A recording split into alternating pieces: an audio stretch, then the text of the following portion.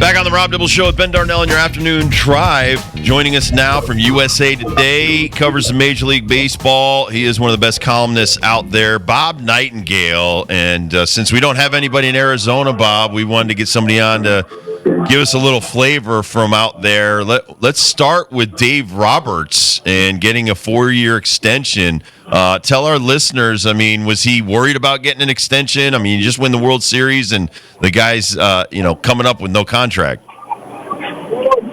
he wasn't really worried about getting extension, but just getting the money he wanted. I think he wanted more years. But then at the end, it's like, okay, at least, get more than credit counsel for a year. I'm good with it. I think he would have liked to have a real long contract, to, stay there for the rest of his career. So maybe he still will anyways. At least, 4 more years. He got this year, too. So takes him through 2029. What can you tell our listeners about what the Yankees' plan will be without Garrett Cole this season? Well, I mean, thankfully for them, they kept Marcus Stroman. I'm sure they still wish that they had Nestor Cortez. They'll see. I mean, I don't, they're sure they're going to hope that, a team like the Padres follow the race so they can, jump on Dylan Cease or Michael King. There's a couple starters out there, Lance Lynn or, Kyle Gibson. But right now, I think they're just going to play by ear, and kind of say, you know what? We didn't have Cole either last year for the first 3 months. Now we got Max Fried. So Max Fried kind of replaced Cole. As far as the Dodgers, Yamamoto's throwing really well. They got Sasaki. I mean, we've thrown this around, this topic, Bob, on the show is, do you actually need to throw Shohei Ohtani out there every 5th day with it looks like they have enough starters, or is that something that, they want to see this guy pitch and play the field? Yeah, I think you want to focus on him just being the DH right now because of the shoulder surgery in the off season, and they're slow playing him. Dave Roberts says, "Hey, he's only got so many bullets. Well, let's don't waste them. We want to save him for October." I wouldn't be surprised if anybody throws over if everybody throws less than 150 innings this year. I think we can slow play everybody. And so originally at one time they're talking about Ohtani pitching in May. I think now it might be June at the earliest. How serious is everyone with the 6-man rotation talk? We were hearing that in Boston even. The Dodgers are tickling with that, and they got a lot of guys they could definitely use. But is that actually a serious thing that teams may do this season? Yeah, for them for sure, just because that's what Sasaki is used to. Yamamoto is used to it, Ohtani. So I think definitely when Ohtani starts pitching, they'll go to a 6-man. They have a lot of off days in April, so they're not going to do it right away. But I think they'll definitely they'll definitely do it when Ohtani comes back. And like I said, they want to make sure these guys are healthy come October. Because last October, all they had was 3 starters. We were talking about this yesterday when the news came out. Why Tampa Bay? Why does it seem like the owners and Rob Manfred are trying to force Stu Sternberg out? Why not Pittsburgh? Why not Oakland? Why not some of these other teams that aren't big spenders? At least Tampa Bay's competitive. What are your thoughts on that? What are you hearing? I think just strictly because of the stadium issue. It's like, okay, you guys had an agreement. And wait a minute, now you want to back out of it? We've been spending 20 years trying to get this thing done. And I think they're just kind of irritated that Stu Sternberg is like, hey, you got a deal. Let's don't back out of it. We need a new ballpark there. It took forever for Oakland, forced them to finally move. So it's like, okay, if you guys don't agree in this, does the thing have to play in Tampa, which it probably should, or Orlando? But I think they're just tired of playing games. It's like, hey, we've been patient enough. It's time for a new ballpark. Well, at least other places like Pittsburgh, I know what you're saying, but they got the most beautiful ballpark in America. So they just don't spend the money like they should, particularly with that young pitching. Well, Pittsburgh, we want to see Paul Skeens games. They hopefully are somewhat competitive in a division that is possible that they could be. Tampa Bay, we're used to seeing them at the top of the AL East. We don't know how they do it with the lowest payroll. But the Oakland A's, I think we all know what we're going to get there. What is going to become of what are we going to call it? Sacramento A's? Just the A's? How are you going to cover this team this year? I think I'm going to call them the A's of Sacramento. Remember, it was supposed to be the Angels of Anaheim? Yes. I'm going to call them the A's of Sacramento. I'll be there for their first 3 home games, which are against the Cubs. The 4th game of the season. So that team's coming on. I mean, Mark Kotsay is a very good manager, done a good job. They're starting to spend some money there finally. So I think they're going to make the playoffs before they leave for Vegas. So they should make it sometime in the next 3 years. Nice. That's bold. I know. That is a bold That's a great prediction statement right there. Talking to Bob Nightengale from USA Today, covers Major League Baseball. All right, this is a Ben Darnell question. What? He's a huge Cubs fan. Yeah. They go to Tokyo to open up the season. They're taking one of their top prospects, Shaw, with them. Does he have a chance to make the 26-man roster? He does. I'm almost surprised he's going. I thought they'd leave him back and play every day in the minor leagues to get more reps. But maybe they have bigger plans for him, or maybe they didn't, even though he's a young guy, they could certainly left him back, even if he didn't want to be. So maybe now they think it's going to open up with him. A little shaky defensively, doesn't have the reps in. So we'll see if he makes the opening day roster or not. They certainly have high hopes for him. The NL Central is so weak, they better win the division. If they don't win the division, heads are going to roll there, particularly in the front office, because that's way too weak a division for the Cubs not to win it. That's what I said last year, sir. Definitely said last year. The one thing I'm seeing with them, Peter Crow Armstrong could be one of the top 20 fastest guys in the league, but he can play center field like nobody's business. They got this Alcantara, the Jaguar, that's been stealing bases all spring training. Shaw, I'm thinking in the same vein as well. Like, are you noticing this? I'm just noticing it with Craig Counsell and some other teams, and we were talking about this last year as well, being the new kind of steroid or the new advantage. Stealing bases. Are you noticing an effort this spring to steal more bases from other clubs? Oh, absolutely. I mean, you saw teams like, the Dodgers take advantage of it with Ohtani and stuff, and it's just too easy to steal bases. Why not take advantage? I mean, if it was the same rules applied, back in the day, Ricky Henderson would have been stealing 200 bases a year. Kay Lofton would have been 150 a year. I mean, for Ohtani to go like 36 in a row without getting caught, it shows you how much easier it is to steal a base. But I think that's where the game is getting younger and more athletic, to take advantage of those guys and take advantage of the rules. Like, hey, what good is a walk if you're not going to get a scoring position? Yeah, and to Ben's point, 27 stolen bases for the Cubs in 18 games this spring. So they're definitely running. Wanted to ask you about the ABS. I mean, I was watching a game the other night. It was like a shadow on the ABS. They called it a strike. I mean, what's the defined kind of deal with the ABS? And even if it did become part of Major League Baseball one day, what's going to be the definition of a strike? Is it any shadow or anything that actually trips the meter on the ABS? Yeah, I think anything in that shadow would be a strike. You're close enough. I think too they want guys to swing the bat more. Quit taking pitches. You see it all the time now. Guys. Okay, that's a great point. Yeah. Yep. Looking at their iPad and staring at it, and yelling at the umpire. It's like, back when you were pitch, Robin, guys swung and didn't want to take walks. Nothing wrong with driving in a run once in a while. So I think guys get so caught up on the on-base percentage. I was telling Rock Carew a couple of years ago in Cooperstown, so, Rock, good thing you and Tony Gwynn aren't playing. You guys get ripped all the time for not walking up in your exit velocity. All you guys did was hit 400. That's true. What are early returns, though, especially like the way it's administrated? Because I found that to be a little clunky to get started with the pitch clock last year, like having to stare at a guy and that guy having to make eye contact. That kind of took us until about May to figure out. For this ABS and how you challenge and all of that, do you feel like it's smooth? Do you feel like there's things that still need to be worked out through the players, the umpires, and the managers? I think it's pretty smooth. I think it'll be interesting, when it comes to effect a year from now.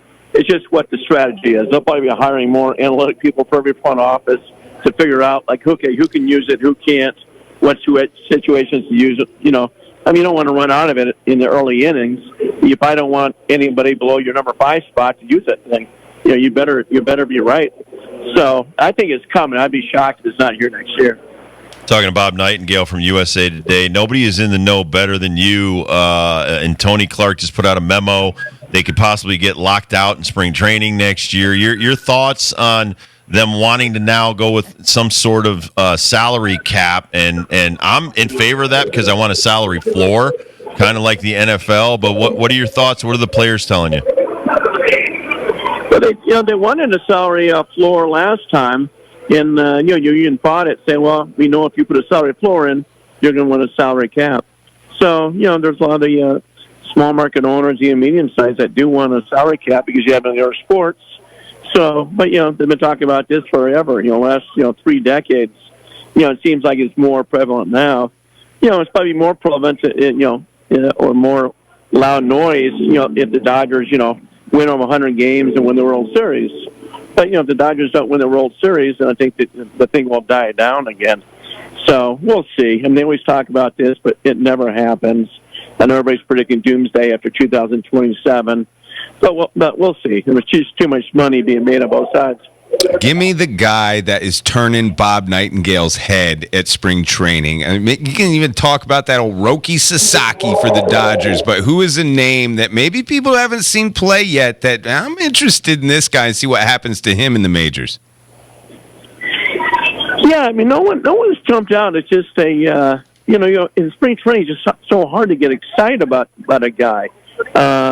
I'll be interested to see, what some of these guys do, now they're with the Dodgers, whether it's a Michael Conforto, just so, with the Giants, what can they do? What can they do for him?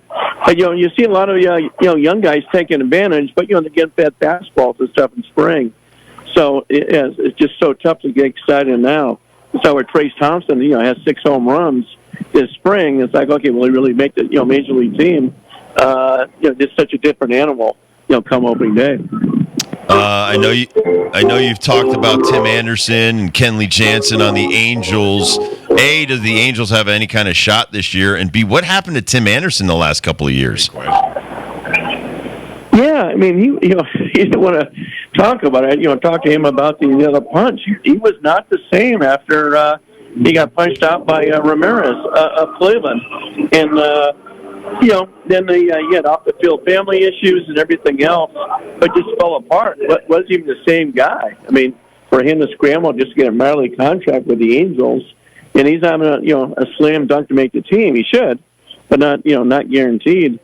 But yeah, just for a guy just fall off the cliff like that, you don't see that much, particularly for a position player. All right, here's another one for you. We were kicking this around. What's the backstory on Verdugo? I mean, he's the youngest free agent that hasn't gotten a spot, and there's got to be something else to this story here that Bob Nightengale knows. Well, I mean, Dodgers didn't hesitate, moving him out. They threw him in the Mookie Betts trade, was one of the greatest trades of all time, and then they, then he goes to Boston, goes to New York. So obviously something's rubbing people the wrong way in that clubhouse and everything else, and teams are calling around and say, what, we don't really want him either. Now, I'm sure he's asking for a lot more money than people want to pay. He's got a high opinion of himself, and he's not finding it. At some point, he's got to decide, okay, do I want to play? Do I want to play or not? I may not get the money I want, but if you don't take something, you'll be sitting out all year. Your thoughts on the Hall of Fame changing, like the Veterans Committee deal, that if you don't get a certain amount of votes, I think it's 5 out of 16, you fall off of that ballot, so it's not in perpetuity anymore.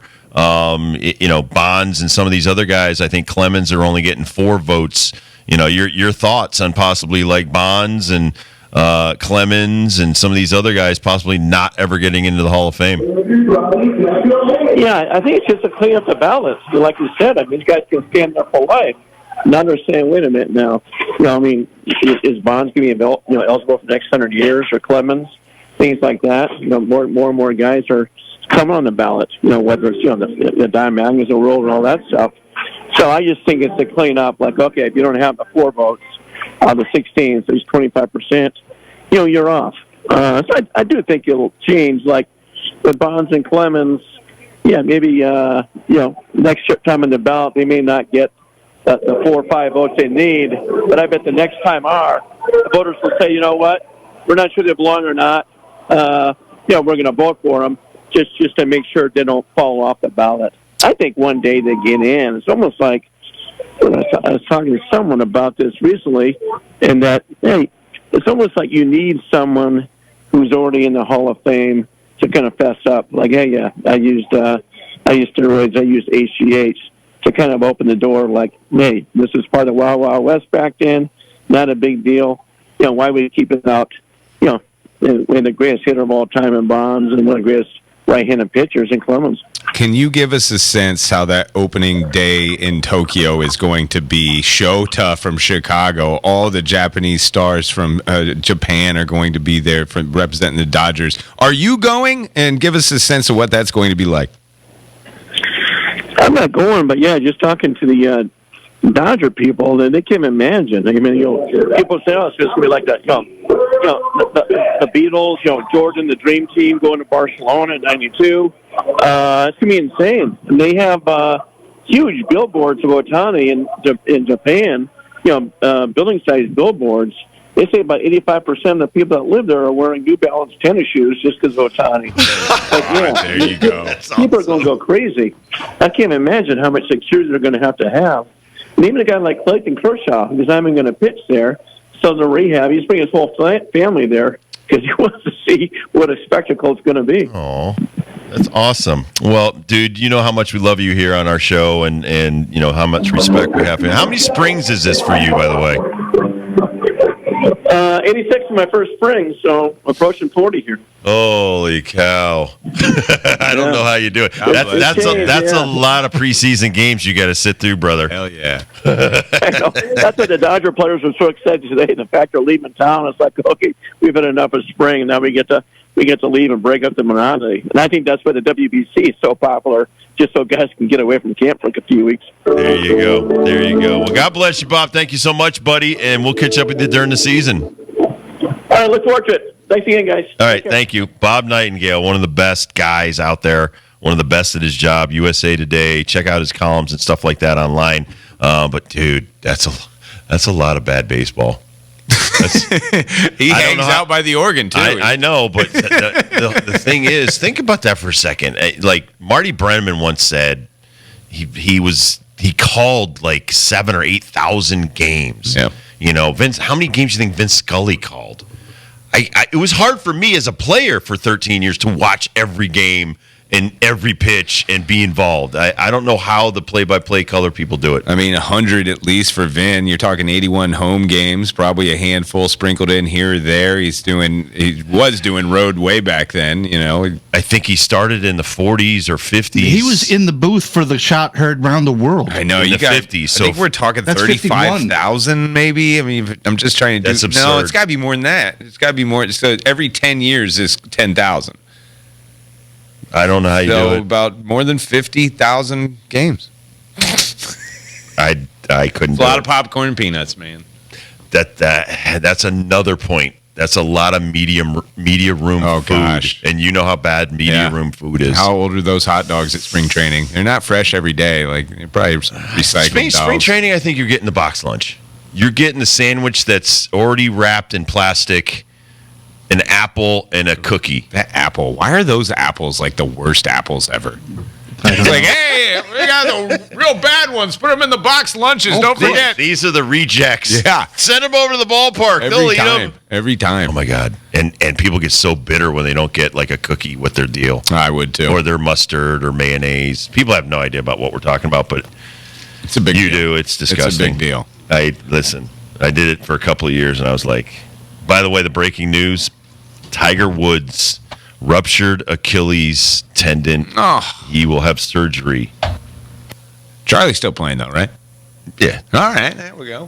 Come on, Charlie. Was that turn. indoor? It's your time. Turf? Oh, was it the TGL? I don't know. These things happen to these golfers. Remember Dustin Johnson slipped on the stairs that one time. At least that's what he said. You remember Jeff Kent? He was washing his truck and he fell off. You never know. Or was he really on a motorcycle doing wheelies? We don't know. All right, we'll take a quick break. We'll come back. We'll do Between Rounds Perfect Score Challenge. Let's do this. Ben brought in sandwiches, bagels, all kinds of stuff. They have great sandwiches, though. It's not just the bagels. Really they got all kinds of breakfast and lunch stuff. So we'll be right back with the Between Rounds Perfect Score Challenge. Woo!